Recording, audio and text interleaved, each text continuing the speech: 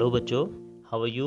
आप सभी लोग उम्मीद करते हैं बहुत बहुत अच्छे होंगे, अपना ध्यान रख रहे होंगे। बच्चों, रेडियो कक्षा में आपके साथ मैं एक बार फिर से हूं और आज हम आपसे तीसरे चैप्टर के बारे में डिस्कशन करेंगे। रेडियो कक्षा में हमने कल तक आपको बताया था बच्चों कि किस तरीके से ब्रिटिश ईस्ट इंडिया कंपनी ने अपनी सुप्रीमेसी को स्थापित कर लिया था भारत में। किस प्रकार लोकल रूलर्स को हराकर किसी भी तरीके से, कभी थ्रू डॉक्ट्रिन ऑफ लैप्स, कभी सब्सिडरी अलायंस, कभी रिंग फेंस पॉलिसी, तो ये तमाम तरीके के मेजर्स ईस्ट इंडिया कंपनी ने अपनाए और उसके बाद एक पॉलिटिकल असेंडेंसी भारत में स्थापित की। उसके बाद बच्चों जो मुख्य चीज थी, as I have been telling you right from the starting, के जो पर्पस था ब्रिटिश ईस्ट इंडिया कंपनी का, that was to extract as much as possible financial gain from Indian territory. तो उस पर्पस को आगे फर्दर करने के लिए कौन कौन सी पॉलिसीज अपनाई गई, क्या क्या मेजर्स उठाए गए, उन सभी बातों का हम जिक्र करेंगे। इसके अलावा specifically we would be concerned with how British East India Company behaved with how the policies adopted by British East India Company affected the countryside, affected the peasants। बच्चों, हमने आपको बताया था कि ब्रिटिश ईस्ट इंडिया कंपनी को, for the sake of simplicity we would say, कि company को जो है दीवानी के राइट्स दिए गए 1765 के करीब में। जो नवाब, in fact we should say Mughal बादशाह के द्वारा दीवानी के राइट्स दिए गए। दीवानी के राइट्स का मतलब होता है बच्चों रेवेन्यू के अधिकार भी कंपनी को मिले, जो अपने आप में बहुत बड़ी चीज थी। क्योंकि हम आपको बार बार बता रहे हैं कि किस प्रकार जो टाइटुलर हेड थे वो अभी भी एम्परर थे, nominally authority lied with emperor himself. तो दीवानी के राइट कंपनी को दे दिए गए, जिसका अर्थ ये हुआ कि now company could collect revenue. अब देखिए बच्चों, उससे असर क्या पड़ता है? उससे ये असर पड़ता है कि अभी तक क्या होता था कि since company was a mercantile company, as I told you earlier, they would purchase goods and products from India and in turn they would sell them in European market, particularly in Britain, thereby earning handsome profit. जो profit का margin होता था वो केवल इतना होता था कि जितने रुपए में, जितने अमाउंट में भारत से खरीदा गया, उससे कुछ परसेंट ज्यादा में जो भी एक परसेंटेज होती थी वो यूरोपियन मार्केट में बेच दिया जाता था। That used to be their margin. But ultimately what used to happen कि भाई भारत में खरीदना पड़ रहा था, उसका ये मतलब होता था कि basically it had to be paid from the pockets of European. तो उसके लिए जो यूरोपियन थे या जो ब्रिटिश ईस्ट इंडिया कंपनी के जो ट्रेडर्स थे, जिन्हें फैक्टर्स कहा गया, दे वुड पे इन गोल्ड। तो यही कारण था कि भारत में बहुत सारा गोल्ड कलेक्ट हो गया, बहुत सारा गोल्ड इकट्ठा हो गया। अब चूंकि दीवानी के राइट्स कंपनी को मिल गए, तो उन्होंने क्या करना शुरू किया कि वो वहीं से ही रेवेन्यू वसूलते थे और जो पैसा आता था उसी से फिर परचेज करते थे, उसी से जो यूरोपियन मार्केट के लिए गुड्स प्रोडक्ट्स होते थे लेते थे। एंड अल्टीमेटली व्हाट हैपेंस कि जो यूरोपियन पॉकेट से जो पैसा आता था वो आना बंद हो चुका था इस हिसाब से। तो दीवानी राइट्स मिलने से ये एक बहुत बड़ा फायदा कंपनी को हुआ। उसके अलावा अब चूंकि कंपनी का अपना रूल हो चुका था पूरे भारत में, तो उन्हें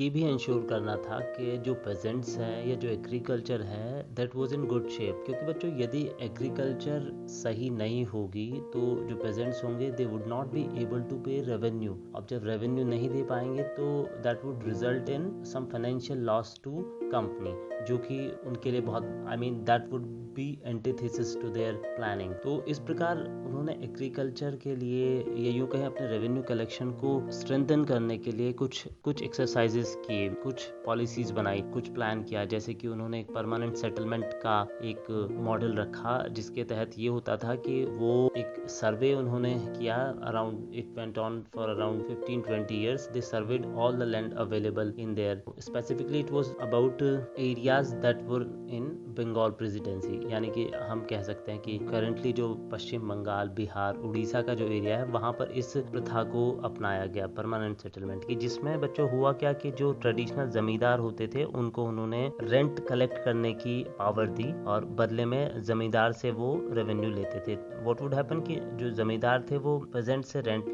लेते थे, रेवेन्यू एक्सट्रैक्ट करते थे, फिर उसके बाद कलेक्ट करने के बाद वो कंपनी को देते थे। लेकिन जो परमानेंट सेटलमेंट था वो वो ये था बच्चों कि वो एक ऐसी रेट ऑफ रेवेन्यू फिक्स कर दिया गया एंड इट वाज एडेड कि it would not be changed. तो जमींदार को and at the same time that was very very high, और वो इतना ज़्यादा था कि ना तो जमींदार ही उसको कितने भी ज्यादती करने के बाद पेजेंट से, किसान से नहीं ले पा रहे थे, and at the end result would be कि जो जमींदार नहीं दे पाता था तो उसके जो राइट्स थे वो फार्म आउट कर दिए जाते थे, सेल आउट कर दिए जाते थे ऑक्शन में। तो इन सब बातों से थोड़ा सा एक रोष उत्पन्न हुआ, जमींदार भी नाराज हुए, और चूंकि किसान तो पहले से ही परेशान था, he did not have money to pay, तो वो भी परेशान था। साथ ही साथ एक दिक्कत ये रही कि चूंकि पैसा नहीं था उन लोगों के पास, तो जो जमीन की क्वालिटी थी वो भी खराब होती जा रही। तो इस तरीके से जो परमानेंट सेटलमेंट था वो बहुत ज्यादा कामयाब नहीं हुआ। हम एक और जगह का यदि थोड़ा कंपेयर करें परमानेंट सेटलमेंट के साथ, जो नॉर्थ वेस्टर्न प्रोविंसेस थे बंगाल प्रेसिडेंसी के, जिन्हें हम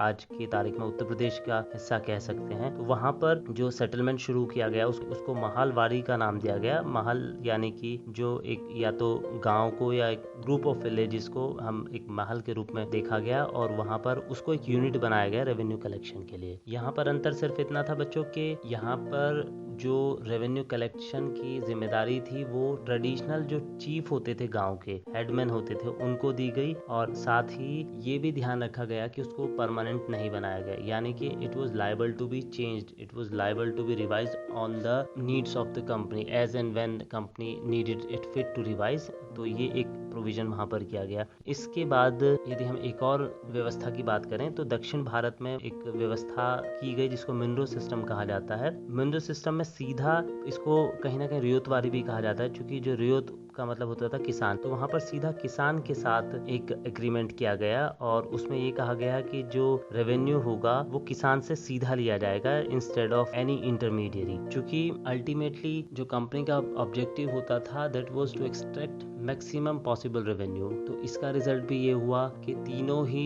जो सेटलमेंट्स हमने बताया, परमानेंट सेटलमेंट हो, चाहे वो महलवाड़ी हो, चाहे वो रियोतवाड़ी हो, बहुत ज्यादा ना तो कंपनी के लिए फायदेमंद साबित हुए, ना ही किसानों के लिए फायदेमंद साबित हुए। तो इसने एक तरीके का एंटी ब्रिटिश फीलिंग्स को बढ़ाने का काम भी किया, और हम देखते हैं जब 1857 में रिवोल्ट होता है, विद्रोह होता है, तो ये फीलिंग बहुत खुलकर सामने आती है। इसके अलावा बच्चों इंडिगो प्लांटर्स का एक क्राइसिस था, उसके बारे में हम हल्का सा आपको बताते हैं कि इंडिगो एक प्लांट अभी भी होता है जिसको हम हिंदी में नील कहते हैं, और उसकी खेती इसलिए होती थी जिससे कि डाई में चूंकि वो काम आता था, तो यूरोप में उससे एक जो क्लोथिंग डाई होती है वो बनाई जाती थी। तो यहाँ पर क्या हुआ कि क्योंकि उसकी बहुत ज्यादा डिमांड थी, एंड स्पेसिफिकली जो डिमांड थी वो इसलिए भी बढ़ गई क्योंकि उसका उत्पादन अफ्रीका की कॉलोनीज में भी होता था। वहाँ पर जो वर्कर्स थे, पेजेंट्स थे, उन्होंने रिवोल्ट किया, तो फॉर द टाइम प्रोडक्शन वो सस्पेंडेड इन अफ्रीका। तो उससे रेट्स बढ़े और डिमांड चूंकि ऑलरेडी बढ़ने लगी थी, इंडस्ट्रियलाइजेशन हो चुका था यूरोप में, तो बहुत सारे जो यूरोपियंस थे, ब्रिटिशर्स थे,